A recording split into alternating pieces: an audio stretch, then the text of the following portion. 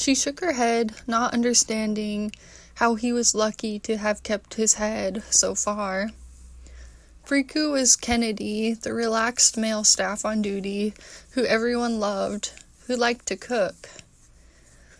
Maybe all they were doing in the other room was playing a good-natured game of Risk, not beheading each other like in the old Irish story. She was so hungry she rushed around eating the way Dad used to, standing up at the counter and picking at the food, not even taking it to the table. She loved Dad so much, she would have done nothing less than pick his nose. At the same time, so many thoughts were coming to her about her new life, her story. She couldn't jot them down fast enough. Who had cooked all this? Kennedy? She looked around the long table, but couldn't see where he went. As they feasted that night in the great chamber, it was crazy how quickly this ancient feast became something mundane, just like Christmas Eve at the children's shelter. With everyone fighting for territory, attention, laughing, fighting, crying, being cynical, being positive, or otherwise just being a character in a play larger than them. She recognized them all from the sea home. There was Cuchulain, Max at the head of the table, having won the warrior's portion. She was to Cuchulain's right, and Brandon P-Boy was to her right. Legemeyer, Houston, and Canal, Carlos, across the table. Friku, Kennedy, had now come in and was at the head of the table, having sat down. Fidel, Evelyn, had cheerleading practice, Laine thought. Phew, they weren't missing anyone. No one was arguing about what chores they had to do. Everyone seemed in good spirits that night, like they had just finished a big hike up to the sea in Corvallis. One of the rewards for the competitors facing Cuchulain, according to the old story, was women standing breast to breast. But Laine didn't think that women should be prizes. They were people of their own accord.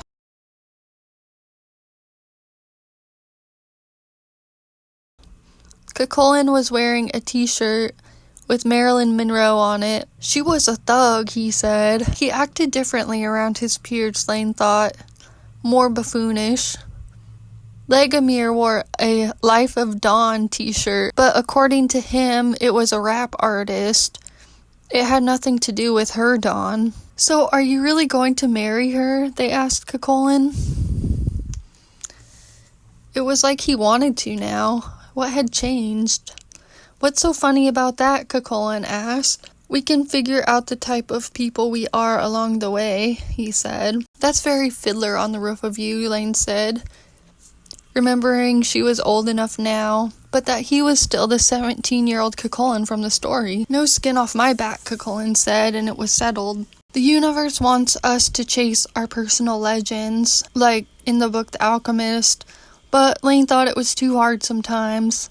How do we get through grief and weariness on some days? Older men are attractive, Laine said. It's just taking advantage, Mom said. Be pure and lonely, Laine thought. It wasn't an easy choice. It was kind of like deciding to eat healthy. My voice carries the power to change my life. I'm on point like a ballerina, get it? She asked. You're in a season that most appeals to you, she heard, when this seemed least likely to be true. Following her dream felt crazy. It felt like her words didn't matter, even if they did. It felt like fleeting life was being ripped up around her, and she didn't know what else she'd rather be doing. Maybe the only thing that matters is that she wasn't alone on her journey, and the most important thing she did was to say a kind word today. Laine thought how it was easy to settle, but she shouldn't. Attraction was like a gravitational pull as she struggled to get away from her seducers for the greater good. She watched a TV show about two sisters. The older one dropped out of art school and was getting married. Of course I'm scared going after what I want to do. When you give up doing what you want to do, the younger sister said. I'm not good enough, the older sister said. In the book The Alchemist, Cello wrote about achieving one's personal legend or compromising it. He seemed to say that the universe wants us to chase our personal dreams. Laine kept thinking, though, she could see the draw of just getting married. Then she wouldn't have to think about chasing anything.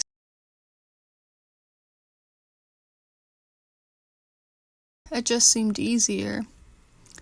F this, I'll just marry, Laine decided.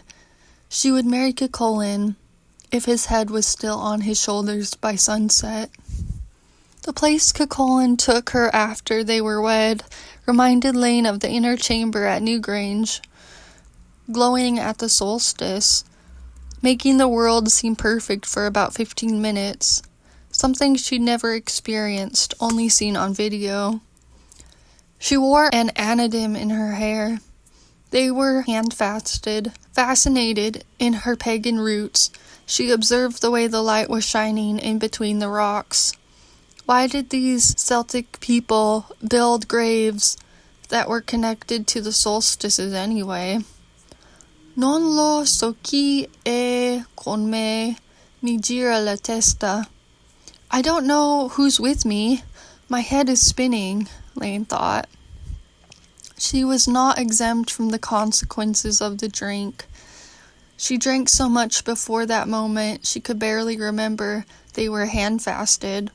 All she remembered were glasses being raised and a lot of shouting and dancing, and then she was carried out or fell out onto a warm spot near the beach, ignoring the voices she heard all too clearly. If you don't want to sleep with him, don't let him take you to a second location, she thought, as if she could talk to her younger self. Laine wondered if this was an unspoken understanding, or just something a woman learned over time. The cave wall she'd landed seemed a happy place, with dancing shadows of happy couples. She almost thought she was one. She saw people twirling and eating cake, being served at Grandma and Grandpa's wedding, and little shadows on the wall. They both gave her a hug, telling her they were proud of her. There was a picture of Grandma and Grandpa feeding each other cake. How ornate Grandma looked, both simple and elegant, with her streaming white veil and her glossy black hair. She looked like Yvonne Mitchell in The Key Softly Turns, about a young woman who fell in love with a jewel thief and went to jail in his place, only to eventually be given a new chance and a fresh start in a new city. All the things that were meant to wilt me only helped me bloom, she thought.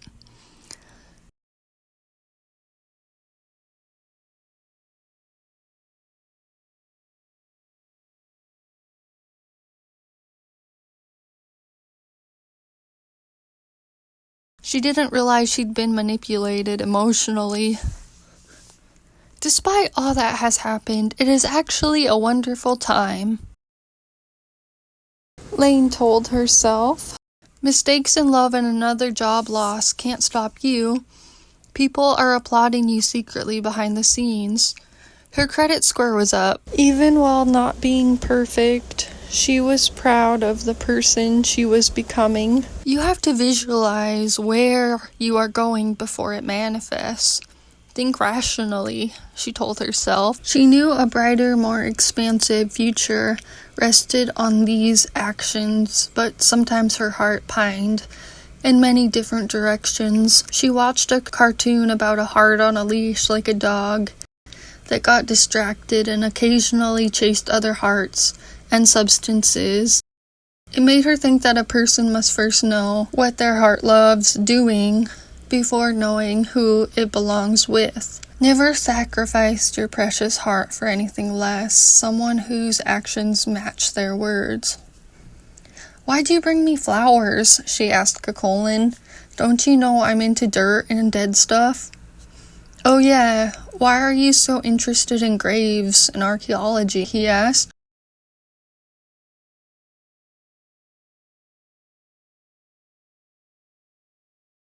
I want to know more about the people I come from. Then I might know myself better, she said. Also, I have this Irish relative, Jerry. He inspired me when I was over there after college He wrote a book. He was patient. She was becoming more like him. Her patience would pay off.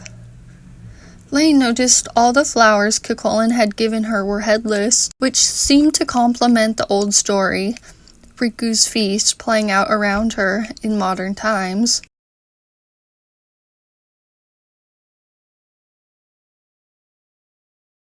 She didn't know if she should celebrate their private nuptial with an oil painting or a severed head. Laine herself felt like a root vegetable, with the leaves and the top of its head sawed off. "I'm so hungover," she said. Even still, it was as if her grandparents were there in spirit, telling her that her bad experiences weren't for naught. All her uncomfortable involvements of late were building resilience and good material for her story. Despite everything, she was grateful for everything she knew.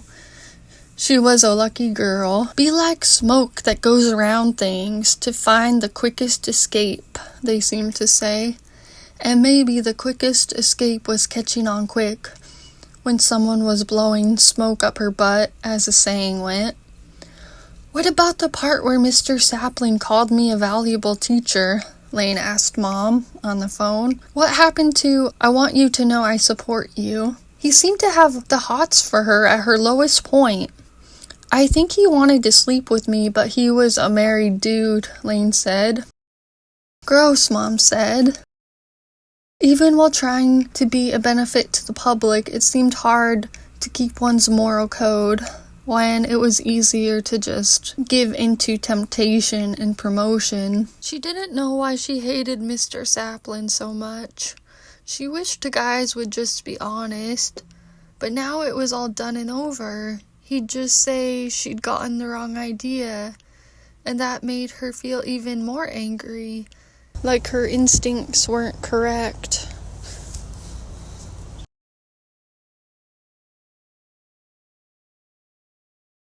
After getting dumped, some women didn't stick around the painful process of being reborn. She saw an image of a flower dismembering the parts of a human male. She thought her orchid had stopped blooming, but it just kept coming back with more blooms and buds. It's a hard season. Might just be another way to say, God is pruning me quietly so I can bloom more fully in the next. He loves me not, the flower said. Maybe she should have just sucked his thing. Being scrupulous might not benefit me now, but maybe it will in the long run, Laine thought. Maybe she was just prideful, and that's what she got. She kept thinking of her brother, and remembered the song by Jimmy Eats World. What would you think of me now? So lucky, so strong, so proud. I never said thank you for that. Now I'll never get the chance. Non siamo cresciute una accanto all'altra. They didn't grow up with each other the whole time, but he was always there for her.